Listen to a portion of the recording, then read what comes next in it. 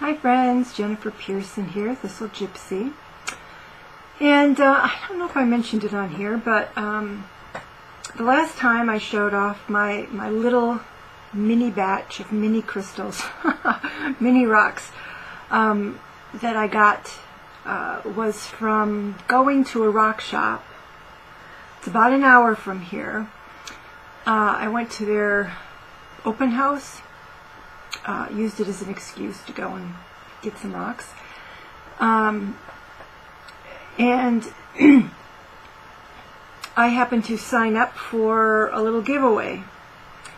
And even though I pretty much never win anything, I won the giveaway. Which means I had to go back to the rock shop. It was about an hour away. So this was a couple weeks ago, and so I finally decided to make the trek again to get whatever I'd won. They hadn't offered to send it to me, and I didn't press the issue. They are rocks, so they do have some weight to them, and I had no idea what I'd won, not zero. Although I suspected it was something similar to what I got, what I did get, which is this, because he has a lot of these.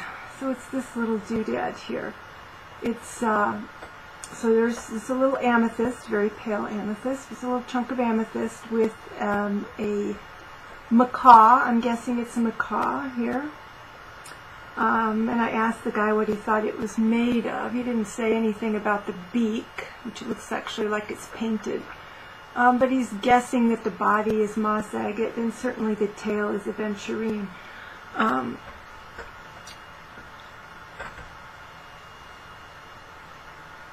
I don't know about moss agate though, in any case. So I got this little macaw, and I'm now seeing, I hadn't noticed that before, but it would have cost me $20, so it's a nice little thing. But I have to say, these, for the most part, do not float my boat, these kinds of things. He's got some in there that are large and gorgeous, and he's got some in there that are large and I think are tacky. So it just varies a lot. I don't know if it's the skill of the person doing it or kind of what makes the difference. So I'm not sure that I'm going to keep this macaw, or if I'm going to, I think if they make it in Peru. I heard him actually talking to somebody else that he gets them from somebody in Peru. So I don't know. Tell me, but see, part of me thinks if I pass it on, because I have somebody in mind to maybe just pass it along to. I have no idea whether she'll like it. She's a youngster. Well, mid-teens, I think she's 13 or 14. And so I don't know. So if you have an opinion, am I kind of cursing myself if I receive something in a giveaway or a gift? If I pass it on, now I've passed on other gifts of various kinds. I just, when I think about that, then I stop and I say, well, you know, maybe I need to think about macaws. I've never really thought about, you know, so this macaw has come into my life for some reason. But maybe the reason was only to get me back to the rock shop. I don't know. So what I did, I had wanted to go back. I was very pinched financially when they had their open house, but I went anyway. It just seemed like, again, an excuse to go. And one of the things I wanted to go back for, so I actually bought mostly stuff for the same person I was thinking I might give this to a young lady. And I got some graphite, which of course is not a very sexy looking stone. It's just like gray, slightly metallic. And I got it more sort of out of writerly nostalgia, you know, being a writer and growing up with pencils and still having pencils and my students using pencils. And I can't actually use this.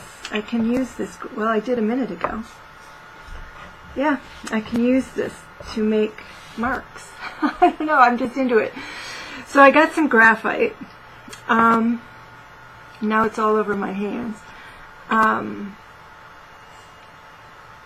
I also got kind of some, what I guess I would call raw stones, and this, I just love this.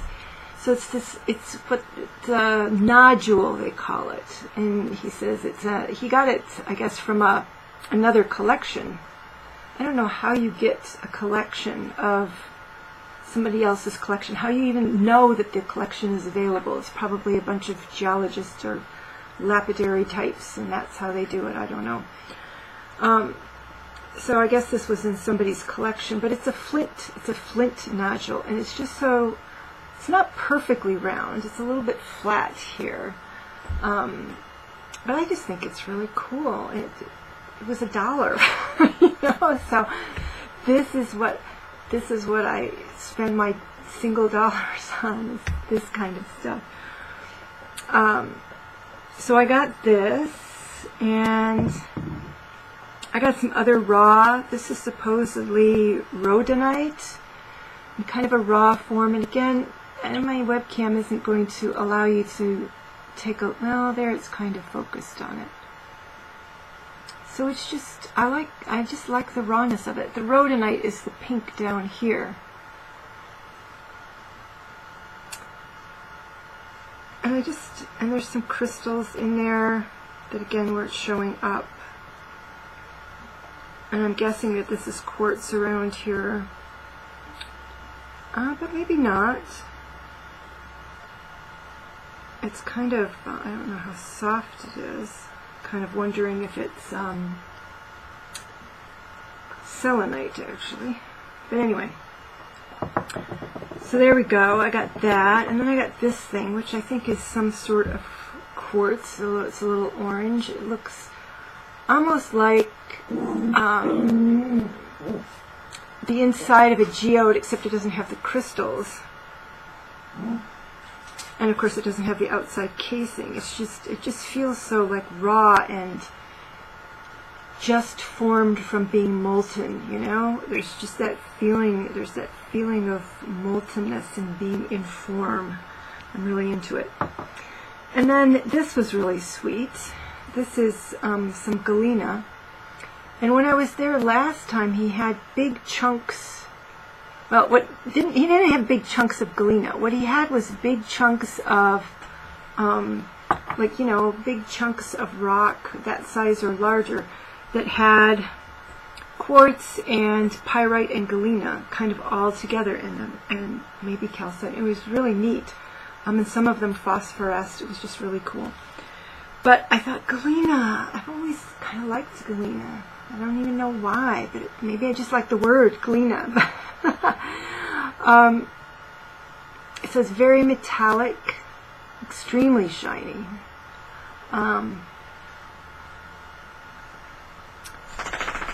Kind of like hematite, but even shinier and I think heavier. I was surprised. So I was on the verge of, I was in the process actually of checking out. And he was kind of looking at some of the rocks and telling me what they were. And not these ones here, but some of the others. This is going to be a package for the young lady I'm talking about.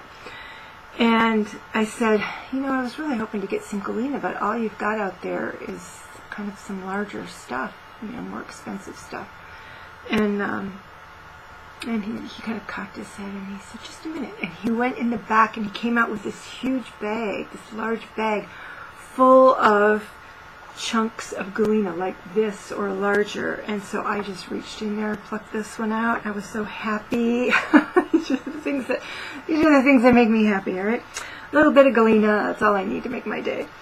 And then I also saw and decided to get something that they call, it's clear calcite, and it's called Icelandic Spar.